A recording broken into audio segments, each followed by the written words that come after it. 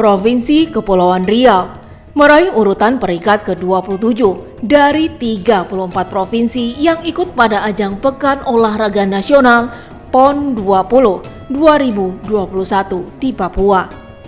Fakta ini menjadi catatan penting betapa perlunya pembinaan prestasi bagi atlet di provinsi ini. Pola pembinaan dan pembibitan atlet di berbagai cabang olahraga harus sudah dilakukan sejak usia dini, sehingga target jangka panjangnya dapat melahirkan atlet berprestasi dan mengharumkan nama daerah. Untuk mewujudkannya, dibutuhkan keseriusan campur tangan pemerintah dalam menyiapkan sarana dan prasarana, pelaksanaan event olahraga, serta membudayakan olahraga ke masyarakat. Mensana in corpore sano. Dalam tubuh yang sehat terdapat jiwa yang kuat. Dibutuhkan kesadaran akan pentingnya olahraga bagi masyarakat, mulai dari prestasi, kebugaran, kesehatan, sosial, hingga ekonomi. Olahraga merupakan investasi jangka panjang bagi daerah yang harus disiapkan. Sebab dengan hidup sehat, maka mental generasi penerus bangsa ini akan menjadi lebih disiplin dan berkualitas. Provinsi Kepulauan Riau merupakan daerah dengan 92% lautan dan 4% daratan yang terbagi dalam 7 kabupaten kota. Letaknya yang berdekatan dengan negara tetangga Singapura dan Malaysia seharusnya bisa memiliki sarana dan prasarana olahraga yang mumpuni. Namun kenyataannya masih butuh perhatian khusus. Dari pantauan tim Yunus Reportase, di Tanjung Pinang, ibu kota Provinsi Kepulauan Riau, fasilitas olahraga bisa dikatakan masih minim. Salah satu contoh, stadion yang layaknya digunakan untuk pelaksanaan event tingkat nasional hanya ada di Dompak. Di tempat ini, Menteri Pemuda dan Olahraga Republik Indonesia saat melakukan kunjungan pada tahun 2020 lalu meminta pembangunan fasilitas olahraga harus berstandar internasional agar event internasional bisa dilaksanakan di stadion tersebut. Sedangkan stadion lainnya, yakni Stadion Sulaiman Abdullah, kondisinya saat ini cukup memprihatinkan. Seharusnya dengan berada di ibu kota provinsi, fasilitas olahraga jauh lebih baik, sehingga banyak atlet berprestasi yang lahir. Berbicara prestasi olahraga, maka harus juga didukung dengan pelaksanaan program kompetisi yang disiapkan oleh pemerintah. Seperti mulai dari Olimpiade Olahraga Siswa Nasional atau O2SN, Pekan Olahraga Daerah atau Popda, Pekan Olahraga Provinsi atau Porprov, hingga Pekan Olahraga Nasional atau PON. Di Tanjung Pinang, beberapa waktu lalu beredar kabar pelaksanaan O2SN tingkat SMP sederajat akan dibatalkan. Karena event ini kan sudah saya tunggu-tunggu dari SD, apalagi kan waktu SD itu ada masa COVID kan, jadinya ditiadakan. Terus pas sudah ada COVID ini, saya masih kelas 6, jadi tidak bisa mengikuti O2SN. Mungkin gara-gara SD SMP gini malah ditiadakan gini kan, jadi kita merasa kecewa gitu kan Om. Intinya enggak aja untuk misalnya dari sana kita perlu untuk diadakan lah biar orang semangat juga kan. Kita udah tiap hari latihan pagi sore, banyak yang dikorbankan waktu, tenaga, dan lain-lain. Menanggapi hal ini, mantan Wali Kota Tanjung Pinang, Lis Darmansyah, angkat bicara. Ya pertama kan begini, kita melihat O2SN ini kan sebuah forum yang mana untuk pengembangan prestasi baik itu olahraga maupun seni di tingkat SD maupun SMP. Yang pastinya itu adalah sesuatu yang tanda kutip kita katakan boleh kita katakan wajib untuk dilaksanakan dan wajib juga untuk direalokasikan. Maka untuk itu seharusnya pemerintah ya memang yang dari dulu-dulu juga sudah dilakukan, artinya menyediakan alokasi anggaran di dalam untuk pelaksanaan kegiatan O2ASN baik di tingkat SD maupun di tingkat SMP. Karena ini penting karena siswa itu tidak semata-mata hanya bicara soal akademik, tapi yang namanya juga kalau akademik tidak sehat juga tidak baik. Nah, juga terkait dengan seni, karena seni biar bagaimanapun ini adalah perspektif jangka panjang yang memang untuk salah satu arah membentuk sebuah nilai-nilai kearifan lokal yang harus kita jaga dan kita pertahankan.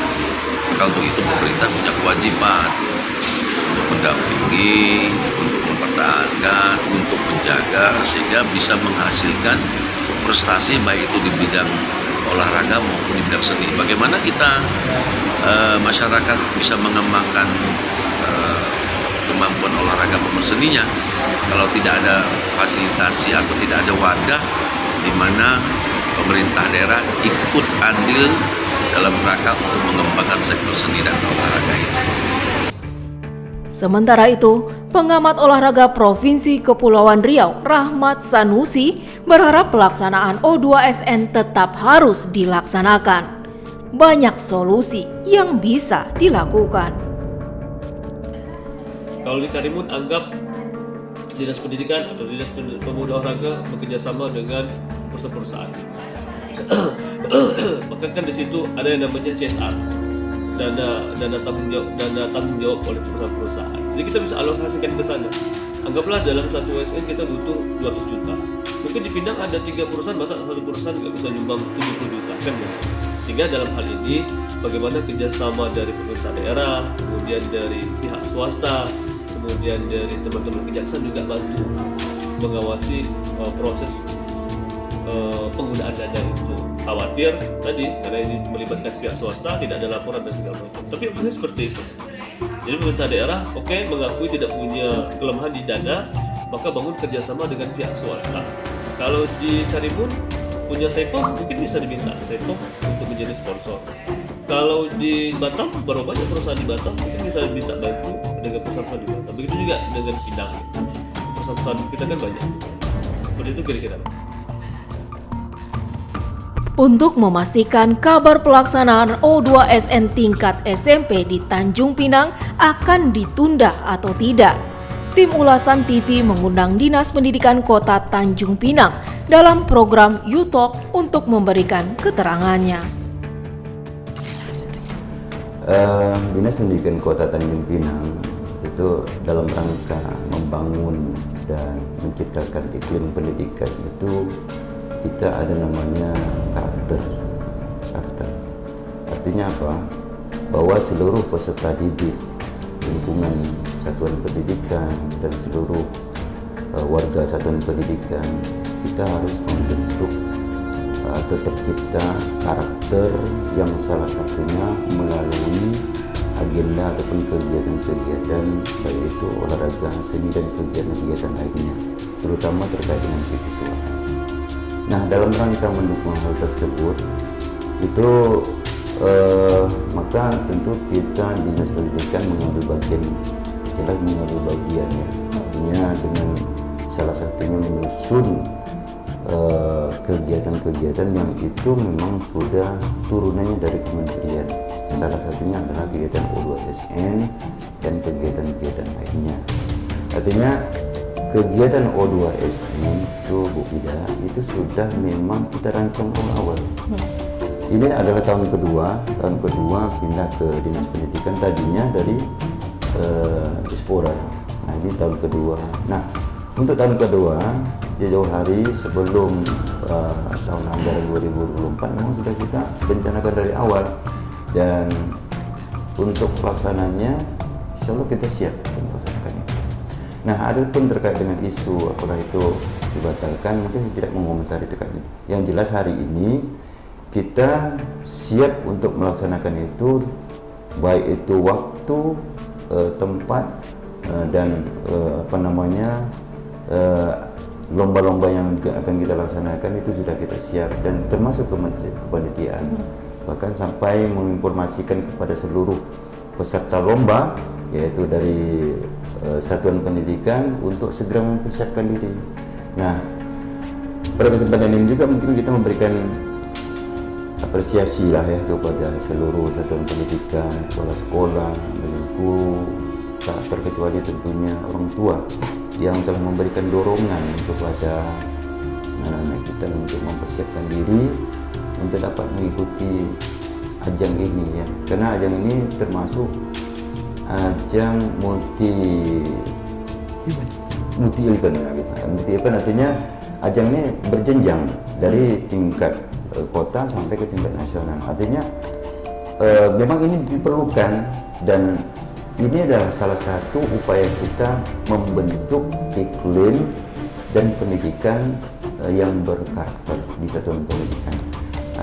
Nah, untuk itu pula kami yakinkan kepada masyarakat bahwa terkait dengan isu adanya pembatalan, itu bukan pembatalan, tapi beberapa waktu yang lalu itu ada semacam wacana bahwa kegiatan itu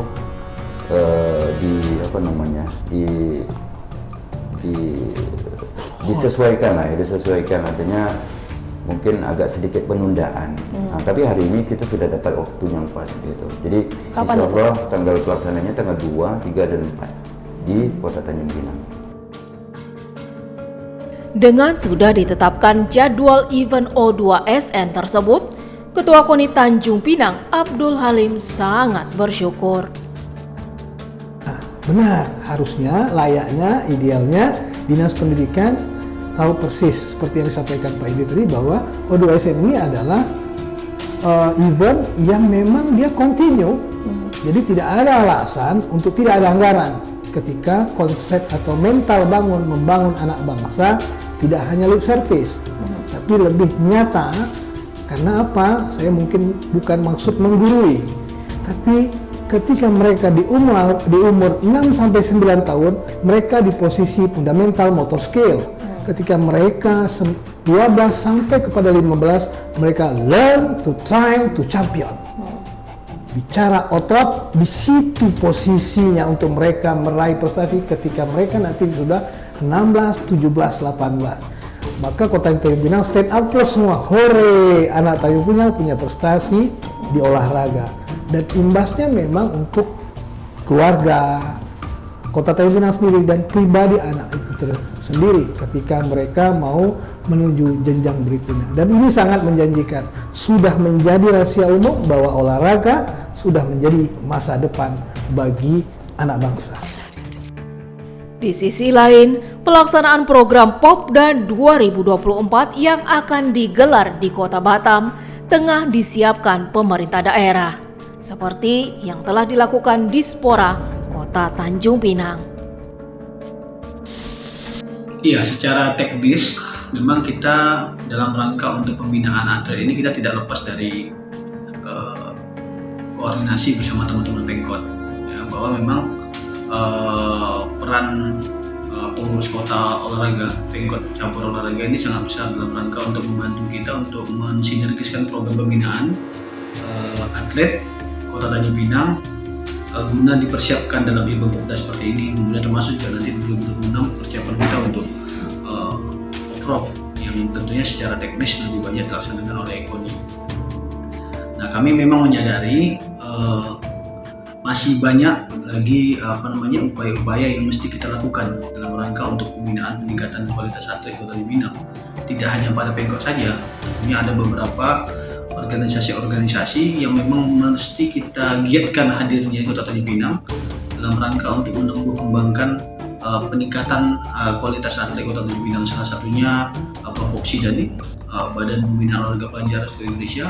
Kemudian juga mungkin ada yang tingkat mahasiswa juga ada.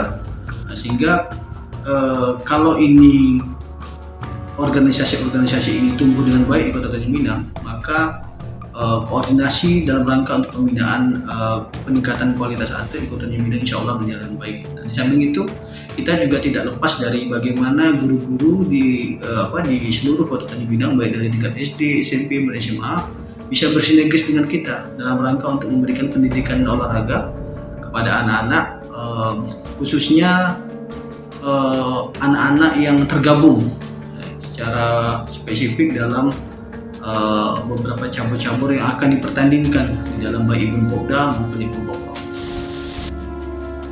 Kemudian untuk persiapan menuju PON 21 Aceh Sumatera Utara, Gubernur Kepulauan Riau mengaku akan mengirimkan atlet lebih banyak daripada PON 20 Papua. Tapi kalau yang jelas kita udah mempersiapkan tryout di berbagai tempat lain, bahkan ada yang di Singapura, Malaysia untuk persiapan PON. September kan kita udah berangkatkan tim PON kita. Cabang yang kita ikuti pun kan paling banyak tahun ini. Ya. Jadi perhatian kita terhadap di bidang olahraga seperti apa tuh Pak? Ya kan udah kita buktikan dengan dukungan anggaran yang tak kecil. Biasanya kita kemarin 10-11 cabang olahraga, ini 30 lebih cabang olahraga PON yang kita lolos. Berarti kan pembinaan kita sudah mulai baik gitu ya. Nah sekarang kita lagi persiapkan tryout dulu. Dan itu juga kan sebagian harus kita biayai. Supaya kita PON jangan sampai nanti di nomor ekor aja, tapi kita mesti sukses dan berhasil. Kan olahraga kita juga banyak yang bernuansa pariwisata. Tahun depan banyak sekali event yang akan kita biayai nanti kerjasama dengan resort dan pihak swasta. Seperti kemarin lomba renang, ya, kemudian lomba cung, kemudian kita akan buat munran, ya, maraton malam bulan purnama internasional di Tanjung Pinang. Kita akan menggelar event-event budaya di Tanjung Pinang.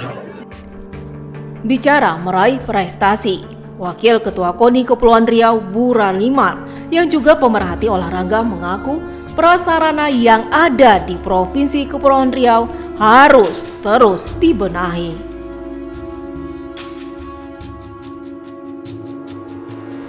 Kondisi Kepulauan Riau ini kan baru sekitar 24 tahun ya berdiri. Tentunya masih banyak kekurangan dari segi lapangan-lapangan atau tempat-tempat olahraga, termasuk juga di Batam ya, karena memang cabang olahraganya kan baru ada yang baru berdiri 5 tahun, 10 tahun, ya, ada yang memang 20 tahun, tapi kan belum begitu memadai. Contohnya kita cerita dulu sepak bola dulu ya, nanti baru kita cerita yang lain. Sepak bola, kalau untuk ukuran Liga 2 atau Liga 3 kita bisa memakai stadion yang ada sekarang seperti Citra Mas, mungkin saja di Punggung ya, direhab lagi. Tapi kalau sudah bicara Liga 1 misalnya, kita nanti punya klub Liga 1 main di Kepri ya tidak layak dari segi perseratan. Ini contohnya lapangan bola. Mungkin cabang lain seperti renang ya, renang juga barulah dalam 2-3 tahun ini punya kolam renang yang mungkin standar seperti di 134 Dion Batalion 134, kemudian di Tanjung Ban.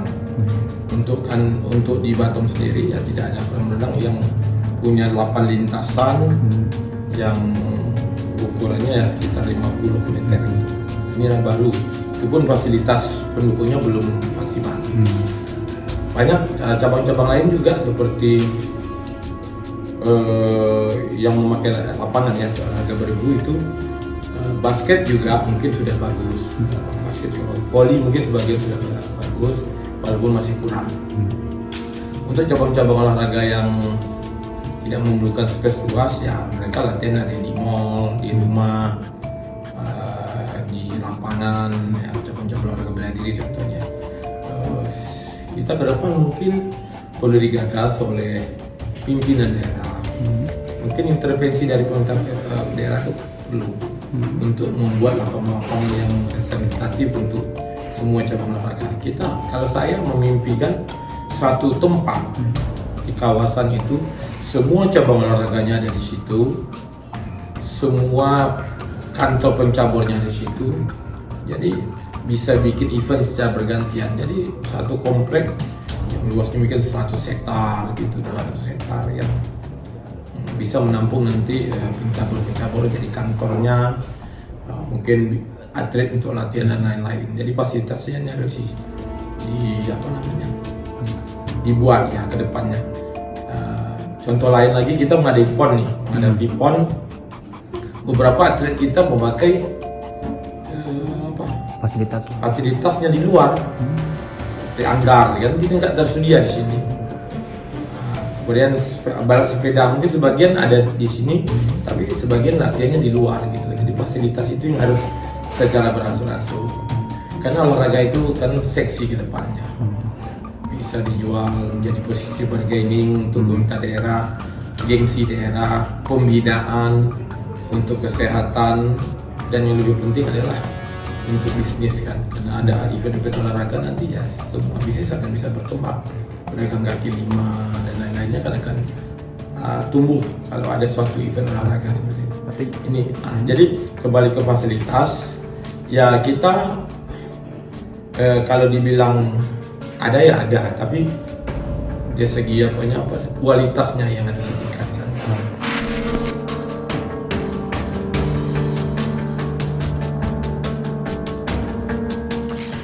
Selain untuk mendukung kebutuhan para atlet di Provinsi Kepulauan Riau, di era ini juga sudah banyak masyarakat yang mulai menyadari betapa pentingnya olahraga dan menerapkan olahraga dalam bagian lifestyle mereka. Dan semoga kedepannya pemerintah lebih peka terhadap kebutuhan masyarakat dan menyediakan infrastruktur dan sarana olahraga untuk masyarakat dan juga atlet di Kepri. Terima kasih telah menyaksikan reportase. Tetap saksikan Yunus reportase selanjutnya.